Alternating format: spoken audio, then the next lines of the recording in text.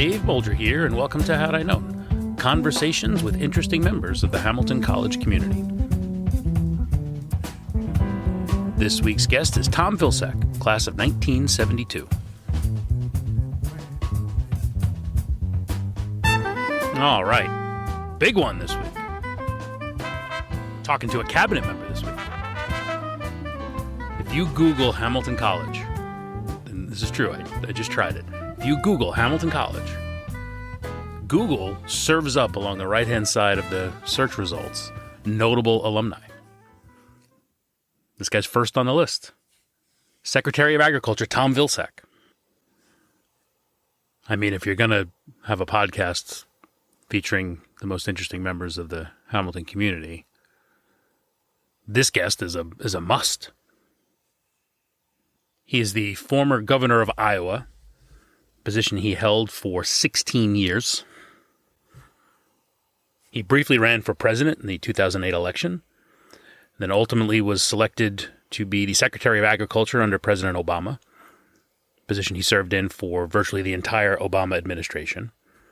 And in February of last year, he was sworn in as the first person ever to return back to the position of Secretary of Agriculture, filling the position for the second time. You'll hear me talk to the Secretary about his political career and some of the decisions that went into running for some of the offices that he held, and what's different the second time around in his current position. I was a boomerang at a job once, left a job and returned back, so I understand. We have a lot in common, the Secretary and I. Because being the Secretary of Agriculture, on two different occasions, this is the exact same thing as leaving an ad agency and going back. I totally understand.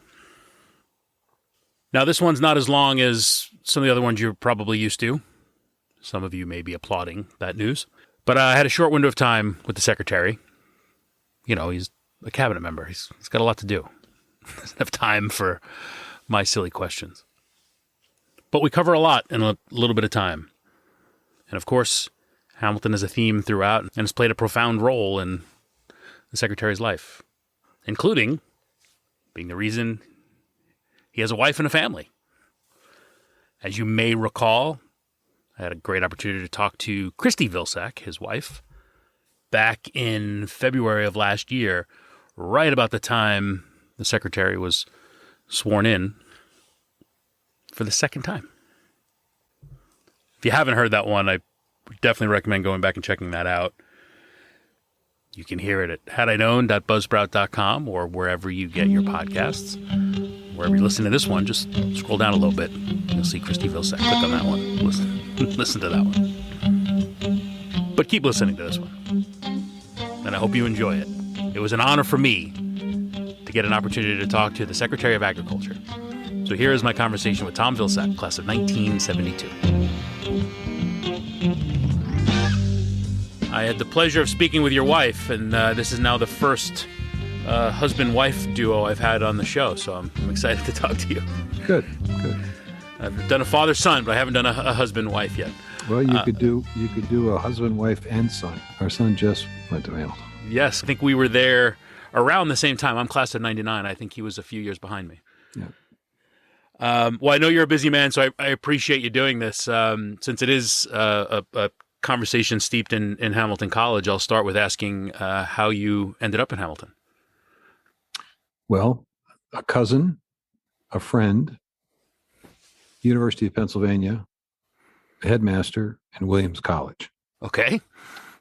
A cousin who went to Williams encouraged me to think about going to a small college in Williams in particular. I went to a prep school the last year of my senior year of prep school. I boarded, and my roommate's brother went to Hamilton. And we were talking at his home one night with his brother about college choices and college opportunities. And his brother made the case that Hamilton was a great place to go and lots of fun. And you should come up and visit, and I'll take care of you. And you can stay at the fraternity. So, in fact, I did take a visit. It was one of those magical moments where you go to sleep and the campus doesn't have a bit of snow, and you wake up the next morning and there's like 10 inches of pure white snow, and it's a beautiful campus. And then in those early snow days that end up lasting for months. Right. Was enthralled, but really liked Williams. Was anxious to go to Williams, but my father wanted me to go to an Ivy League school, and so out of deference to the sacrifices he made to allow me to have a great education, I went to the University of Pennsylvania for an interview, and I got in the interview, and about 5 minutes into it, the guy who I was interviewing with said, "Hey, why are you here?" And I said, "Well, I was thinking about maybe applying to Penn." He said, "You don't want to come here." He said, "Everything about you speaks small college." Huh. And he said, "I would suggest strongly that you go to a small college." So I applied to Williams. I applied to Hamilton. And in honor of my grandfathers, who both went to Georgetown, I applied to Georgetown. I got into Georgetown. I got on the waiting list at Williams, and the headmaster was walking down the hall the day the college letters came out. And in the middle of the hallway, he says, "You got on the waiting list at Williams. You got into Hamilton. Go to Hamilton. It's just as good as Williams." Huh. So I thought, okay, well, that's what I'll do. And I ended up going to Hamilton. Interesting. What do you think it is that that person saw in the interview that said you screamed small college? Yeah, I suppose he looked at the high school that I went to, that they had a graduating class of 60 people, and suggested that maybe Penn might be a bit overwhelming, even though I was born and raised in a city. I think he probably looked at the kinds of activities that I had been engaged in at the high school, and probably thought, well, this is the kind of kid who would probably flourish in a small town, or a small college, where the professors would know him and would know his first name and would actually take an interest in him, and he wouldn't be in a class of 500. Right. He'd be in a class of 25. He's coming from a good school, so obviously he can do the academic work, and he would probably benefit from a campus that was similar to what he had experienced in high school. That's interesting. And then at what point in the process of you applying and going, did you find out that you would soon have females running around nearby? I that didn't factor into the equation at all. You noticed I didn't mention anything about Kirkland in the why. I think I probably realized it when I got on campus and they said, "Hey, by the way, we've got this women's college starting across the road, and there's a mixer," which was okay, great opportunity to meet some people. All guys showed up, but unfortunately the Kirkland women were not as excited about a mixer. And I think only about 6 women showed up. So that was a little bit disappointing, but it all worked out eventually. But, obviously small class, because they had a freshman class, and that was it. Right.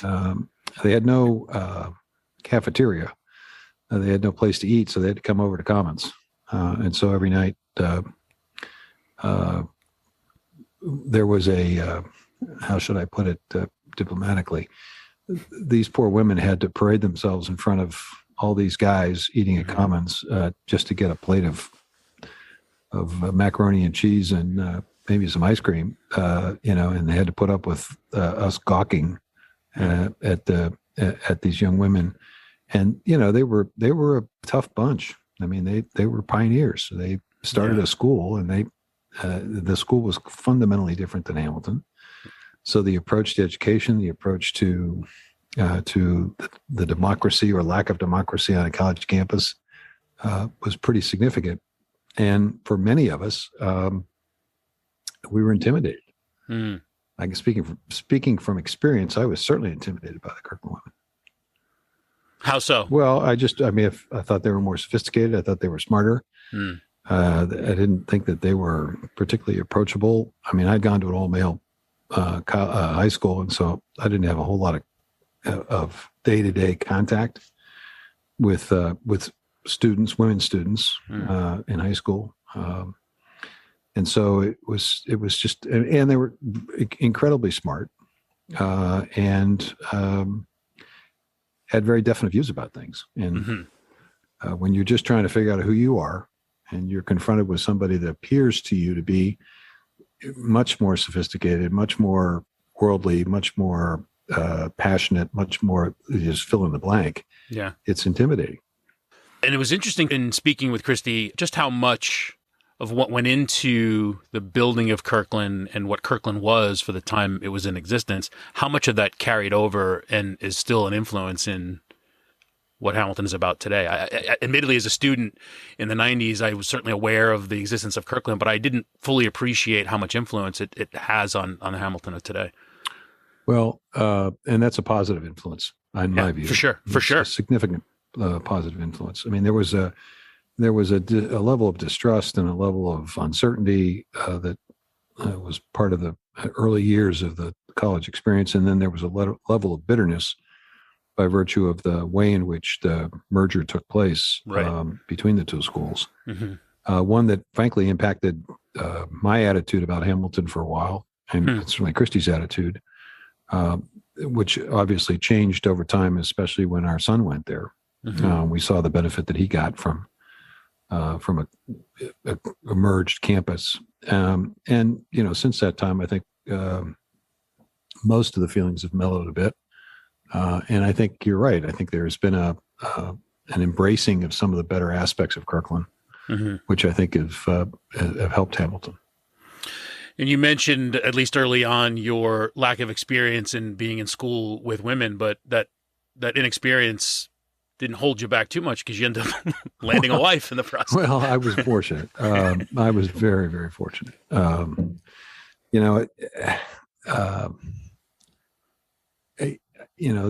are life-changing experiences that many people go through, and I suspect that maybe a lot of folks go through life-changing experiences in terms of who they decide to marry and who they decide to spend their life with. But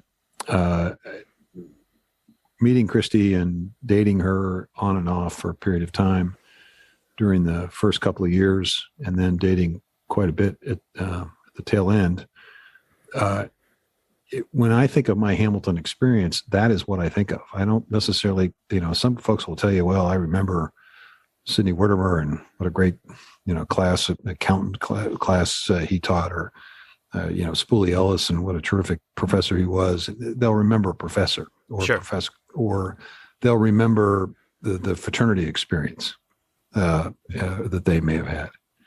My whole Hamilton experience is really defined in the relationship I have with Christy. And there could not have been a more profound occurrence in my life than meeting her. I went to that school, a relatively smart guy, but not a particularly confident guy. She made me believe in myself. Mm-hmm. And I am very, very, very confident that I would never have had the experiences in life or the opportunities I've had in life or the opportunity to impact and affect people's lives the way I have in the various positions I've had, were it not for her. And as I understand it, the story goes, the relationship was built from the very beginning around a shared political belief. That's correct. Key question. You a Humphrey or Nixon supporter in 1968? Who knew the fate of so many rode on that answer? But she looked at me like I was crazy because I panicked. I didn't know what to say to her.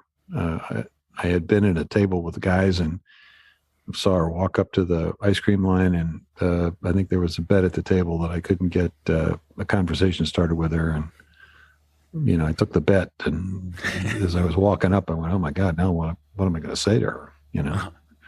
And so I had seen her, I don't know if she shared this with you, her interview, but I had seen her earlier, several weeks before this.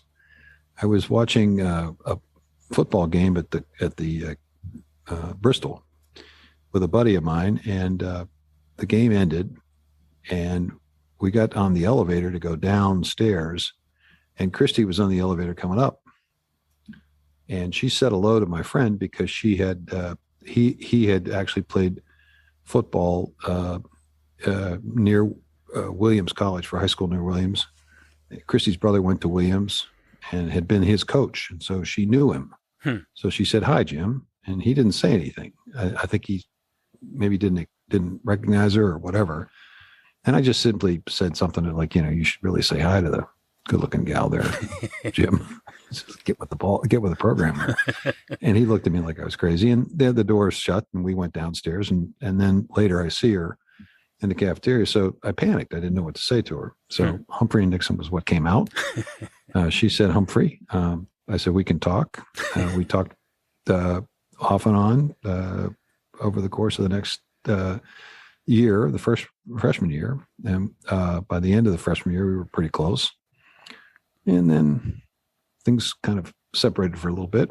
I think she was a little concerned that she was getting too serious too soon, that there was a big ocean out there and lots of fish, and she wanted to see what was out there.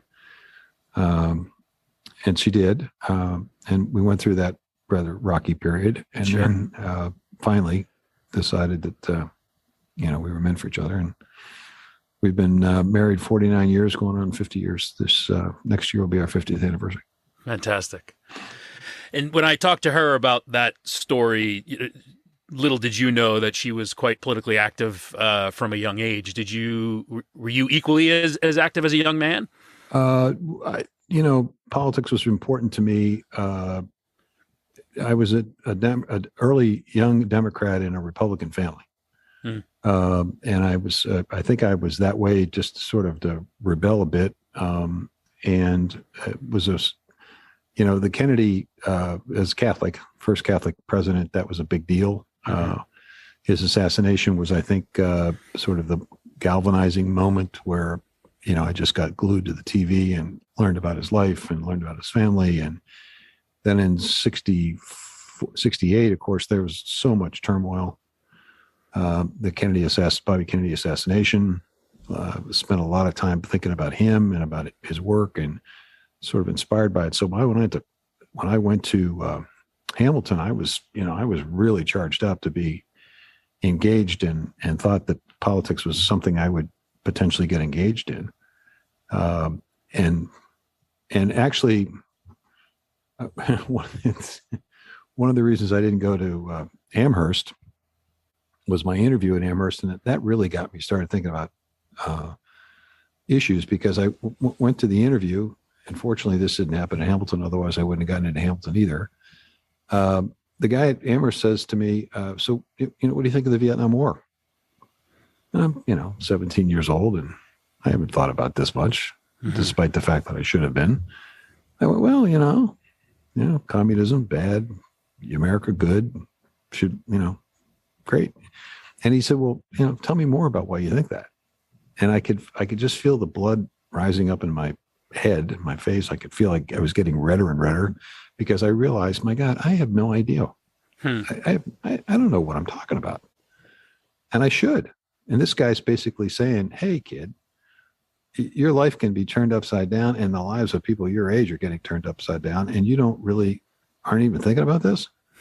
Well, you're not coming to Amherst, because that's not the kind of people we want coming to Amherst. So I went back to my history teacher at my high school, and I said, hey, I don't know anything about this Vietnam War thing. Can you give me some background? Can you give me some books I need to read so I learn something about this? And the more I learned about it, of course, the more ill-advised I concluded it was for us to try to be engaged in this. So going up to Hamilton at a time when the anti-war sentiment was continuing to rise was another motivation. And then we'd had race riots. And so that galvanized a desire to learn a little bit more about that. And Martin Luther King was killed, and that was a shocking thing. And the Kennedy assassination. So there was a lot of, and then the 68 convention, Democratic convention, was just chaotic. Right.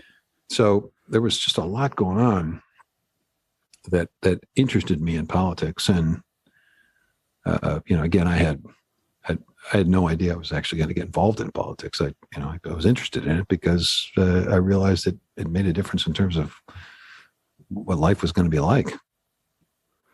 And then what ultimately led, I know law was the pursuit post-Hamilton. What ultimately drove you to get into public service the way you have? An assassination of the mayor of our town. Upset, town of 8,000 people. The guy had been mayor for, 10 years or so. City it was confronted with a difficult circumstance. The sewer system was old. It was expensive to fix. And unfortunately, the problems arose and it frequently caused significant difficulty for a group of houses sort of in a gully in the community and sort of in a little ditch area of the town. And one of the homeowners just got upset about the fact that sewage kept backing up in his basement every time it rained, decided to take matters into his own hands because he didn't think the government had been responding to his concerns. So he came in and just shot and killed the mayor and seriously wounded two council members in a council chamber meeting. In a council meeting, I had done when I moved. I went to law school. Christy's father was a lawyer. He offered me an opportunity to practice with him. So we went back to Christy's hometown. And when you go back to a hometown like this in Iowa, and you're from the East, you don't have a name. You're Christy. Mm-hmm. You're an extension of the person who had been born and raised there. So I decided I needed to do something to get my name out there. So I took on the responsibility of raising money for a athletic complex. Bond issues had failed many times, and I came home one day and sort of in a brazen way said to Christy, I said, this is terrible. Our kids aren't being treated well. I'm going to raise the money myself to build this facility. And she said, there are 3 rules of success here, bucko. First of all, you have to have been born here. Secondly, you need to be a Methodist, and you probably should be a Republican. You were not born here. You were a Catholic, and you're a Democrat. So have at it. But, sometimes magic happens. And I got a group of young people interested in the project, and we took over a local radio station, and we just, I don't know, it was magic. We just hit it at the right point. We took over the radio station. We stayed online for an entire weekend. I didn't sleep during that entire period. And we raised $206,000 in contributions, which was unheard of back in 1978. It's a lot of money. And after that magical weekend, people came in and corporations came in and labor union came in. And before it was all said and done, we had a $750,000 facility, a beautiful football field and stadium that could seat 2,000 and all-weather track and a baseball diamond with lights and a softball diamond for girls and a band practice area. Really a tremendous project that nobody thought was possible. So now I had a name. So when the mayor was killed, his father was not happy with who the council appointed to take his place. He didn't feel that the interim mayor, was a guy that could do what needed to be done in the community to complete some of the legacy work of his son. So he asked me to run for mayor. So I did. Surprisingly, I won. And was running for office in your mind at all at that point? Not really. But Christy and I had, ironically, we had just finished working for a presidential candidate from Delaware, a young senator who decided to run for president. And we got very much involved in his campaign. I mean, we were traveling all over the state, basically marketing Joe Biden to young people in high schools, trying to get them to be engaged in the political process.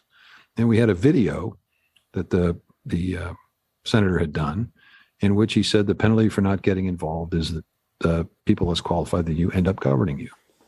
So when the mayor's father came to me months after the senator dropped out of the race, this was an opportunity to say, well, gosh, if I don't run, then somebody less qualified than me is going to end up governing me. Mm-hmm. So I'll run. And I thought, well, this would be a good experience for our kids. Our kids were young, but old enough to understand that dad was running for mayor and they could be part of a campaign. And I took them door knocking, which was good because they'd get bored pretty easily. Door knocking is really very, very difficult to do. Uh-huh. It's not something you really want to do. And you're going to have to force yourself to do it. And if you have young kids who are with you and they get bored, then you have an excuse for stopping knocking on doors. So anyway, I ended up winning and ran. It was a 2-year term. So 2 years came by and I ran again unopposed. And then at the end of the second term, I said, well, 2 terms, it's probably about right. Time for somebody else. Maybe they got better ideas, different ideas. Nobody ran. There wasn't anybody on the ballot. One fellow was a little bit late getting his papers in, so there was nobody on the ballot. So people panicked, and they organized a write-in campaign. I ended up getting, I don't know, 95, 96%, 97% of the vote.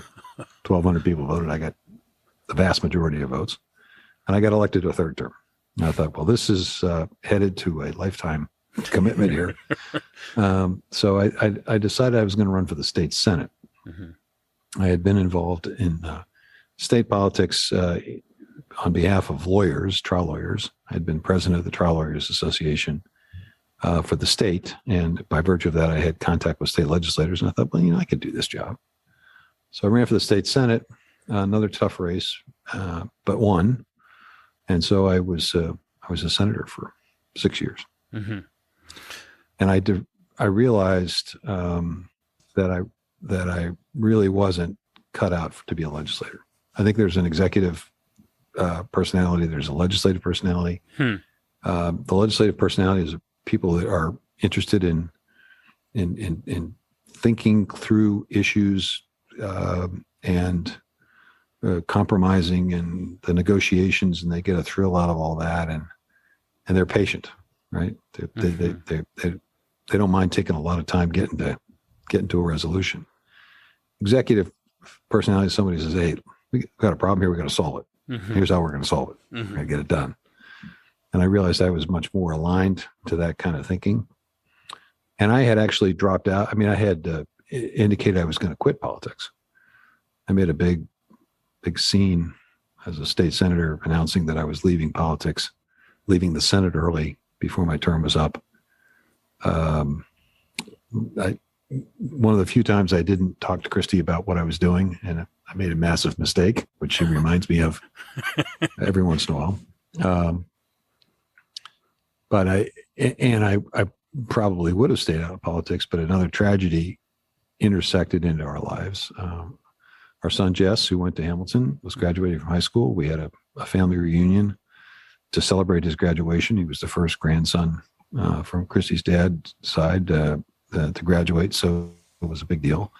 Whole family was down, including Christy's brother from Wisconsin, who was a great guy. And he got me in a corner. He says, "You can't quit politics." He said, "You got to run for governor." I said, "Well, you got to be crazy." I said, first of all, I said, "I'm getting out of politics." Mm-hmm. Secondly, I live in the southeast corner of the state, a small town. Third, I wasn't born here. Fourth, we haven't elected a Democrat in 30 years. So what are you thinking here? He said, "Oh, no, you got to do this. You got to do this." So he went out the next day before the graduation ceremony, and his heart malfunctioned. I mean, it wasn't like he had a heart attack. It's like the electrical system of his heart quit, and he died. And it was just one of the most shocking things that has ever occurred in my life. And it was just like unbelievable.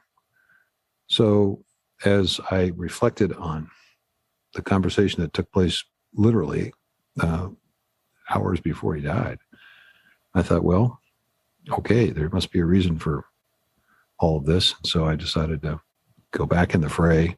Wow. And ultimately decided to run for governor. Oof.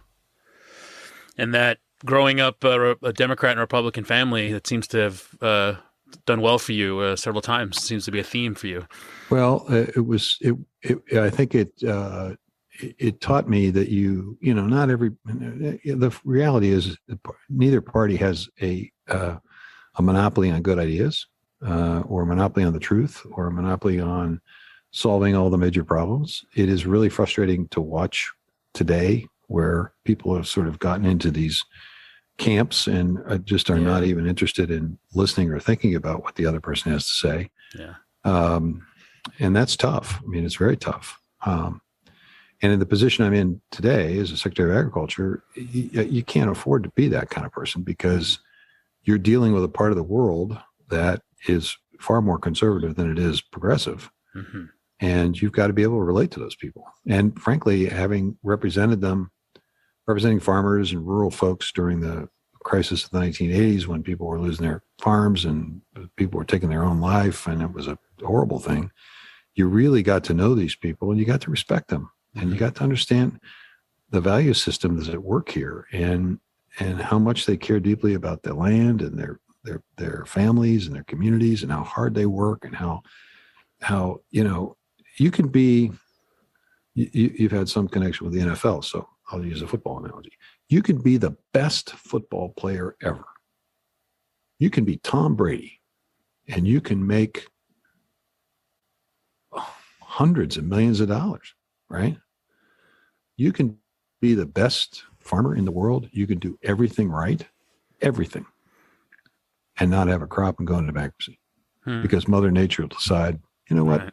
We don't care if you're the best that's ever was. You're just not going to have a crop. Or some knucklehead in Russia decides that, he's going to flex his muscle and invades another country and does so in a haphazard and half-assed way and ends up roiling the markets and creating serious issues with input costs. And all of a sudden, that profit that you were going to make, not as great. Right. No control. You have no control over that. You have no control over what seed companies charge you for the seed. You have no control over what the market's going to pay on a particular moment or particular day. So it's really a tough business, and they deserve our respect, and they basically free up the rest of us to do all the stuff that we do, because they've basically assured that this country is a food secure nation, and that is an extraordinary advantage. And they have been so efficient that we use significantly less of our paychecks to buy the food that we do consume, which means that we can buy a whole lot of other stuff, which employs everybody else. Right. So they're remarkable people. And so if you grow up in a family where you understand and listen to and realize that, hey, there's an idea over here, is not a bad idea, you look for that opportunity. And I think, frankly, the country probably needs a little bit more of that. For sure. How are things going the second time around in this role? Anything different this time around? There's a lot different. There's a tremendous amount that's different. First of all, when I got the job with the Obama administration, I really did not know the president. I had briefly run against him. Right. I had been Hillary Clinton's national co-chair. I was with her until the last dog died. And normally, in those circumstances, you don't get a spot in the cabinet. And so there was an understandable lack of either relationship or lack of trust in the Obama administration when I first started, because I'd been on the other team. Over time, I think you were there longer than anybody, weren't you? Well, Sean Donovan was he was there as long as I was, in a couple of different positions. I was the only person that was in the original cabinet that stayed in the same spot. But over time, I think I certainly won the trust of the president and ultimately most of the folks who worked in the administration. So that's different because I'd known President Biden for 30 years. So the relationship is different. Secondly, we had to scratch and claw for every dime that we could get during the Obama administration, which made it difficult to do a lot of great stuff and a lot of interesting stuff. This time, because of the pandemic and because of some of the things that the Congress has passed, we had resources to be able to do some significant efforts on climate, on food system transformation.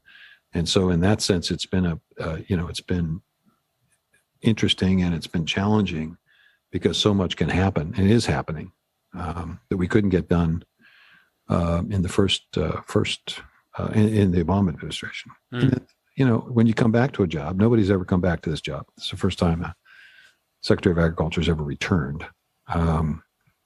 You come back and you kind of know where the bodies are buried, and you kind of know where the pitfalls are, and again, you come back with a little bit more confidence than the first time around.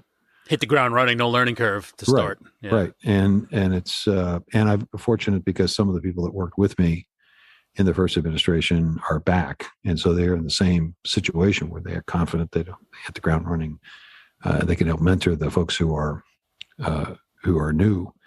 The only difference, a big difference on the negative side, is that the department that I inherited is significantly less than the department I left. In other words, in terms of people and in terms of the the capacity. The previous administration felt that it was necessary to reduce significantly the number of people working in key mission areas, and we're in the process of having to rebuild a lot of the capacity, and that's tough to do in a time when we've got a tight labor supply. Mm-hmm. It's hard finding the right people and finding enough of them. Does the political climate that you mentioned before make it harder for you? It seems like there have been a lot of big announcements, and you've been involved in quite a lot of advancement over the last few years. But you feel like you get stuff done? I'm lucky because I think if there's a smidge of bipartisanship left in Washington, it's in the ag space and the appropriations process and in the policy process. It's not, other secretaries are going through kind of a tough situation with constant hearings and lots of oversight and so forth. And we're going to get more of that for sure, but it's not quite the same. It's not at the same level. And again, because I have relationships with some of these people, I've worked with them before, so they know me and they know where my heart is. We've also listened, I think, to farmers, and we've really made an effort to reach out. I mean, the one thing that I learned at Hamilton, that I learned in my previous government experience, is that relationships really matter. Mm-hmm. Hamilton, I wouldn't have gotten into law school had it not been a relationship between Dean Tolles and the dean at Albany Law School. I mean, I had been rejected at 8 law schools before I got accepted at Albany. And I think the reason I got accepted is because Dean Tolles picked up the phone and said, "Hey, give this kid a break. He's a good student and he just didn't do very well on the law boards. It was a bad day. Give him a break." And they did. So very fortunate they did that. So relationships matter. Yeah. And I think, because I've got relationships, it's a little bit easier than maybe some of the people who've never been in a cabinet before and are confronted with the folks who have a very, very hostile view about things. Yeah, that's interesting. Well, I promised I'd get you out of here at 3:00, so I have one more question for you, and then I will be respectful of your time. As you, something I ask everybody, as you think back to that kid nervously walking up to Christie, and you think across the incredible career you've had, is there anything you wish you had known back then? Well, I wish I had known what it was to be a student. I've in preparation for this, I was thinking about this, that I really wasn't a student. I went to school at Hamilton, mm-hmm. but I wasn't a student. And I missed an opportunity, a tremendous opportunity to learn a lot about a lot of things from really good teachers. And I didn't take full advantage of that. And I've been trying to make up for it ever since. But I wish I could impart to every young person who goes to a college campus the amazing opportunity they have to learn about themselves, but to learn about lots of different things in the world, and to take full advantage of it, even if it's hard, even if it's difficult, even if it's a lot of work, because every time you learn something, it adds a layer to you that allows you, when life gives you whatever life's going to give you, to be able to deal with it, take full advantage of it. And I didn't take advantage of the education that was offered to me, and that my father and mother sacrificed so much to give me. I've been trying to make up for it since, and I think I've done a pretty good job of that. But man, I just think of the great professors that I could have taken that I didn't, or the work I could have done that I didn't do. So and I look at that 17-year-old guy walking into Dunham. I wish I would have walked in there with the understanding that, man, I'm going to take full advantage. I'm going to learn everything I possibly can learn. I'm going to just suck this place dry of information and knowledge and wisdom. I didn't do that. I think I would agree, and most people would agree, that you've done a pretty good job of it since then, sir. I've been incredibly fortunate. I'm the luckiest guy in the world. All right, that's Secretary of Agriculture Tom Vilsack, Hamilton class of 1972. In this climate, it's hard to imagine someone building a career such as the one Secretary Vilsack has built for himself, basically thriving as a Democrat in a world full of Republicans in Iowa. Pretty incredible. My thanks to the Secretary for joining this week. And definitely go check out my conversation with Christy Vilsack. It's a good one. You have been listening to Had I Known on WHCL-FM, Clinton, New York. HadIKnown.buzzsprout.com. Had I Known Show on social media.